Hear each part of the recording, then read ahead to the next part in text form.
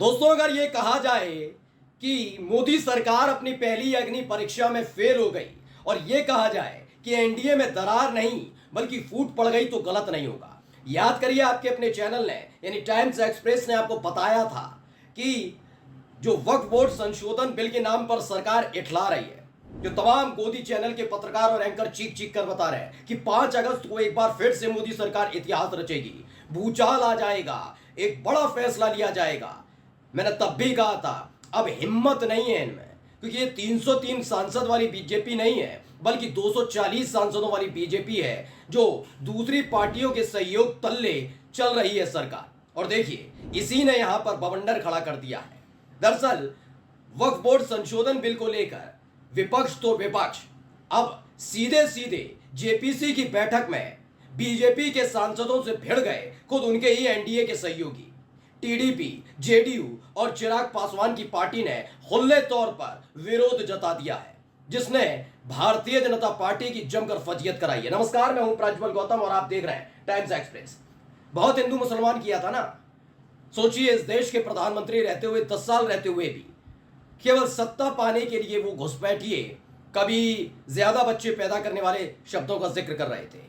इन्हीं मुसलमानों की बदौलत अब हालात ये हो गए हैं कि एनडीए को एक साथ खड़ा नहीं कर पा रहे हैं, क्योंकि इनके अंदर बड़ी कुलबुलाहट रहती है कि जिन लोगों ने वोट नहीं दिया उन्हें कैसे भी करके एक बार फिर से अपने से जोड़ना है। इसके लिए क्या करना होगा? इसके लिए कुछ नहीं, कुछ ऐसा किया जाए जो मुस्लिम विरोधी लगे, हिंदुओं का भला हो ना हो, लेकिन इनके अंधभक्त जानते हैं अगर मुसलमानों के खिलाफ कुछ कर दिया जाए तो ये एकजुट हो जाते हैं। लेकिन यहीं ये फेल हो गए, क्योंकि ये वो वाला दौर नहीं है जब इनकी एक आवाज पर मुसलमानों के खिलाफ जहर उगलने के लिए लोग तैयार रहते थे। अब इनके अंधभक्तों की तादाद भी घटने लगी है, इसीलिए इस बार 240 पर जाकर सिमट गए, जबकि राम मंदिर का इन्होंने तो प्राण प्रतिष्ठा तक कर दी थी। अब हालत क्या है, मुस्लिम वक्फ बोर्ड पर क्या हुआ है, देखिए। आज तक की खबर है, खबर देखिए। वक्फ बिल पर जेपीसी की पहली बैठक में हंगामा, ओवैसी और बीजेपी सांसद गांगुली भिड़े, आरजेडी, टीडीपी और एलजेपी का रहा ये रुख। दरअसल वक्फ बोर्ड संशोधन बिल को लेकर जब ये लाए थे और तमाम न्यूज चैनल कह रहे थे कि पास हो जाएगा, पास हो जाएगा, मैंने उसी वक्त कहा था पास नहीं होगा, क्योंकि बीजेपी जरूर हिंदुओं के वोटों की तलबगार हो और मुसलमानों के वोट उनको ना मिलते हो, लेकिन जिनके सहयोग से बने हैं, चाहे वो टीडीपी हो, चाहे वो जेडीयू हो, चाहे वो चिराग पासवान की पार्टी, मतलब जितनी भी पार्टियां हैं, इनको भी मुसलमान वोट कास्ट करते हैं। जरूर ललन सिंह ने वक्फ बोर्ड संशोधन बिल को लेकर बड़ी बड़ी बातें लोकसभा में कह दी थी, लेकिन जनता दल यूनाइटेड उनकी बात से सहमत नहीं थी, यानी नीतीश कुमार सहमत नहीं थे। नीतीश कुमार की अपनी एक विचारधारा है कि वो सबको साथ लेकर चलने वाली बात करते हैं, और यही वजह है कि जहां दिल्ली में बैठे उनके सांसद बड़ी बड़ी डींगे आकर रहे थे, तो नीतीश कुमार ने खामोशी की चादर ओढ़ ली थी और बिहार के अंदर जेडीयू के नेता ही खुलकर विरोध कर रहे थे इस बिल का। और अब हुआ क्या जेपीसी की बैठक में, क्योंकि इस पूरे बिल को पास तो करा नहीं पाए, क्या हुआ, उल्टा इसे भेज दिया जेपीसी में।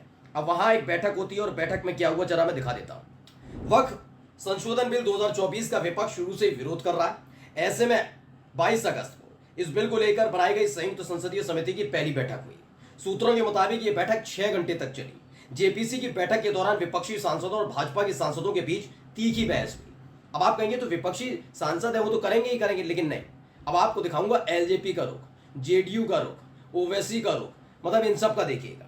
सूत्रों के मुताबिक विपक्ष ने वक्फ संशोधन बिल पर प्रेजेंटेशन लाने वाले अधिकारियों से पूछताछ की।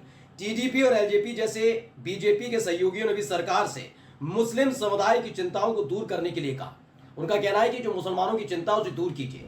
उनका केवल सबसे बड़ा जो मुद्दा, वैसे तो पूरे वक्फ बोर्ड संशोधन बिल पर उनका आपत्ति है मुस्लिम समाज की, लेकिन उनका एक महत्वपूर्ण सवाल है जो मेरे ख्याल से सभी को समझना चाहिए, बहुत आसान सा। उनका कहना है कि इस बिल में जो आप बोर्ड के अंदर सदस्यों की बात कर रहे हैं, इसमें गैर मुस्लिम क्यों हो, क्या वजह है कि गैर मुस्लिम होगा? अगर करना है तो सबका कर दीजिए, फिर तो भैया गुरुद्वारा प्रबंधक कमेटी वहां पर भी है, हिंदू हमारे हिंदुओं के यहाँ है, तो वहां पर गैर मुस्लिम डालिए, उनके में डाली, करके देखिए। भाई इसका सीधा साधा विरोध है ना, इसको बहुत रॉकेट साइंस नहीं है समझने की जरूरत कि इसके लिए रॉकेट साइंस की जरूरत है। नहीं नहीं नहीं नहीं, ऐसा नहीं, ऐसा क्यों जरूरत है, मेरी समझ में नहीं आया। यानी मुसलमानों को बिल्कुल भरोसा नहीं है आपको। आप चाहते हैं एक सदस्य ऐसा हो कि जब वक्फ बोर्ड की संपत्तियों को लेकर कोई फैसला लिया जाए तो आपका सदस्य उसमें टांग अड़ा दे। ऐसा क्यों करवा रहे हैं भैया? विवाद क्यों पैदा करवाना चाहते हैं? जबरदस्ती का विवाद पैदा कराना है ना। जो मुसलमानों की कमेटी है तो मुसलमानों को रहने दीजिए, ये एक बहुत बड़ा आपत्ति है। इसी को लेकर एलजेपी यानी चिराग पासवान की पार्टी ने मोर्चा खोल दिया, टीडीपी ने मोर्चा खोल दिया। कि ऐसा नहीं चल पाएगा। मुसलमानों की पहले चिंताएं दूर करिए, फिर इसे सजा सवार के झाड़ पहुंच कर लेकर आइए संसद में, हम पास करवाने के लिए आपका समर्थन करेंगे। लेकिन पहले मुसलमानों की जो चिंता है उसे दूर करिए। आपको उनके वोट से कोई लेना देना नहीं होगा। हमको वोट कास्ट करते हैं, हमारे जनप्रतिनिधि उनके वोट से चुने जाते हैं, हम उनकी आवाज संसद में उठाएंगे, चाहे हम सरकार के सहयोगी क्यों ना हो। आगे देखिए, हालांकि भाजपा के इन सहयोगियों ने भी बीच का रास्ता चुना। सूत्रों का कहना है कि जेडीयू मुस्लिम समुदाय की चिंताओं को सामने रखेगी, जिन्हें उसके निर्वाचित प्रतिनिधियों से लिया जाएगा।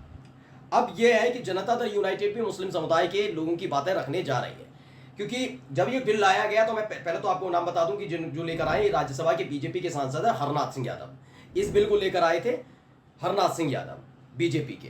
ये अभी नहीं लाए थे, पहले ले आए थे जब 18वीं लोकसभा उस समय चल रही थी, 17वीं लोकसभा चल रही थी, उस समय पिछली लोकसभा के दौरान ले आए थे, चुनाव उसके बाद हुए, और उसके बाद से ही लग रहा था कि इस पर लेकर विवाद होगा।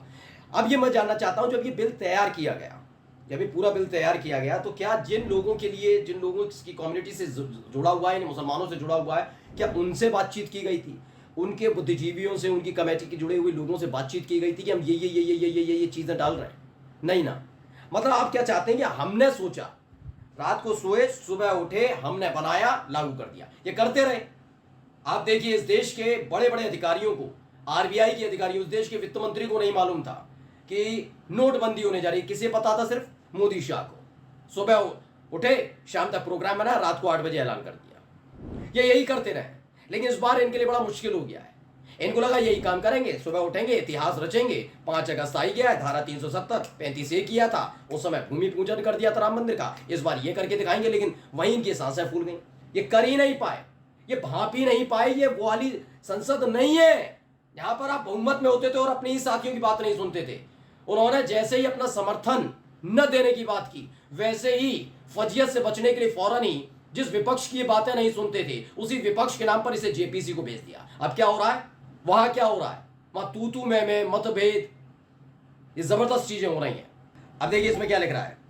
विपक्षी सांसदों ने भाजपा से पूछा, इन संशोधनों को लाने के पीछे क्या कारण है? ये संशोधन क्यों लाए जा रहे हैं? संसद के सामने मस्जिद सहित वक्फ बोर्ड की संपत्तियां 200 से 300 साल पुरानी है, अब विवाद क्यों शुरू करें? क्या आप मुसलमानों को सिख या हिंदू मंदिर ट्रस्ट का हिस्सा बनने देंगे?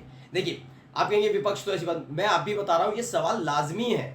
आज ये इनके लिए कर रहे हैं, तो लोग जो इसी चीज के लिए पसंद करते हैं बीजेपी को, वो शायद क्या नहीं ये जरूरी है वक्फ संपत्ति ये वो।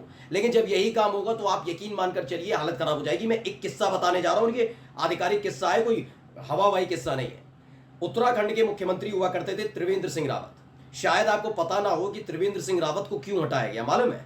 उनको सिर्फ इसलिए हटाया गया था क्योंकि उनके जो तीरथ सिंह रावत क्यों लाए थे मैं बताता हूं। क्योंकि देवस्थानम बोर्ड है, देवस्थानम बोर्ड को लेकर उस पर सरकारी पूरी तरीके से मॉनिटरिंग करने के लिए आदेश दे दिया था त्रिवेंद्र सिंह रावत ने। उसको लेकर पहले हल्का फुल्का विरोध शुरू हुआ, और जब विरोध बढ़ता चला गया तो आखिरकार मोदी शाह को फैसला लेना पड़ा और त्रिवेंद्र सिंह रावत को सरकार से बाहर करना पड़ा। ये हुआ था। यानी आप उनकी बात सुन रहे, मैं ये नहीं कहता उनकी नहीं सुनी, बिल्कुल सही उन्होंने विरोध किया, तो विरोध इनका भी देखिए ना। या सिर्फ वोट बैंक की चाहत में आप ये सब करते रहेंगे? फिलहाल कर भी नहीं पाएंगे, लिख कर ले लीजिए, नहीं कर पाएंगे, क्योंकि जेडीयू और एलजेपी और तमाम जो सहयोगी दल है वो किसी भी कीमत पर इस पर साथ देने वाले नहीं है इनका। नमस्कार।